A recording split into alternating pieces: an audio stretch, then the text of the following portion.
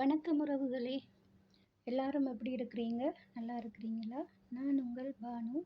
நான் இன்றைக்கு என்ன சமைக்க போறேன் என்று சொன்னா, உருளைக்கிழங்கும், கேரட்டும் சேர்த்து பால் கறி தான் செய்ய போறேன். இப்படி செய்து கொடுத்தா பெரியவங்க, சின்னவங்க எல்லாரும் விரும்பி சாப்பிடுவாங்க. நல்ல டேஸ்ட்டாகவும் இருக்கும். வாங்க எப்படி செய்யலாம்ன்றதை பார்ப்போம். நான் கேரட்டும், உருளைக்கிழங்கும் எல்லாம் சுத்தமாக கழுவி எடுத்து கட் பண்ணி எடுத்திருக்கிறேன். பூண்டு, கருவேப்பிலை, பச்சை மிளகாய், வெங்காயம், ஒரு தக்காளி பழம் சேர்த்துருக்கிறேன். பச்சை மிளகாய் 4 பச்சை மிளகாய் சேர்த்துருக்கிறேன். ஏனென்று சொன்னால் கேரட் கொஞ்சம் இனிப்பு தன்மை இருக்குது. அதனால் காரத்துக்குன்னு பச்சை மிளகாய் சேர்த்துருக்கேன். பாருங்கள், எண்ணெய் சேர்த்துட்டு கடாயில் கடுகு சீரகம் சேர்த்துருக்கிறேன். அது கொஞ்சம் பொரியும் போது உள்ளி, பச்சை மிளகாய், கருவேப்பிலை இதையெல்லாம் சேர்க்குறேன். அதுவும் கொஞ்சம் பொரியட்டும். கொஞ்சம் பொரிஞ்ச பிறகு அதுக்கு பிறகு நாங்கள் கட் பண்ணி வச்சுருக்கிற வெங்காயத்தையும் சேர்ப்போம். வெங்காயமும் நீட்டாக நான் கட் பண்ணி எடுத்துருக்கிறேன். நாங்கள் சமைக்கும் முதல் தேவையான பொருட்கள் எல்லாம் சுத்தமாக கழுவி எடுக்க வேணும். சுத்தமாக கழுவி எடுத்து கட் பண்ணி எடுக்க வேணும். அதுதான் ஆரோக்கியம். அதுக்கு பிறகு நல்லா வதங்கின பிறகு மஞ்சத்தூள், மிளகுத்தூள், சீரகத்தூள், மஞ்சத்தூள், மிளகுத்தூள், சீரகத்தூள், ஒரு தக்காளி பழம்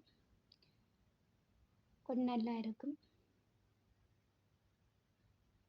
கொஞ்சம் நல்லா வதங்கட்டும். அதுவும் நல்லா எண்ணெயிலேயே சரக்குத்தூள் எல்லாம் மிக்ஸ் பண்ணினா கொஞ்சம் டேஸ்ட்டாக இருக்கும்.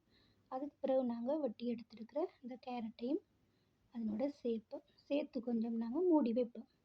மூடி வச்சோம்னு சொன்னால் அதுவும் கொஞ்சம் நல்லா வெந்து வந்துடும். பாருங்க, இப்போ வெந்து வந்துட்டது நல்லா.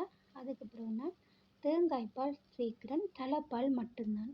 அப்போ தான் நல்லா இருக்கும், ருசியாக இருக்கும், விரும்பி சாப்பிடுவாங்க. வெள்ளை சோறுக்கு அந்த மாதிரி இருக்கும்.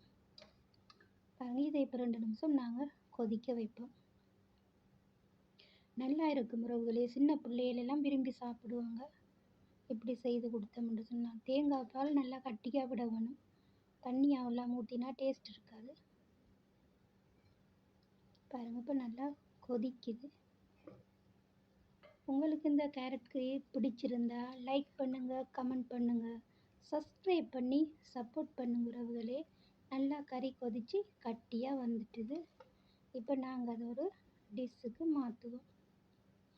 பாருங்கள் எப்படி இருக்குன்னு சொல்லி. இது சிம்பிளான ஒரு கறி தான். இதுக்கு டைம் எல்லாம் போகாது. ஒரு 5 நிமிஷத்துலேயே நாங்கள் சமைச்சு எடுத்துடலாம். பாருங்கள் எப்படி இருக்குன்னு சொல்லி. பார்க்கவே ஒரு அழகாகவும் இருக்குது. நல்லா கட்டியாக இருக்குது கறி. விரும்பி சாப்பிடுவாங்க. இப்போ தான் எங்களுடைய காணொளி நீங்கள் முதல் தடவையாக பார்க்குறீங்களா இருந்தால் சப்ஸ்கிரைப் பண்ணி சப்போர்ட் பண்ணுங்க உறவுகளே. நன்றி.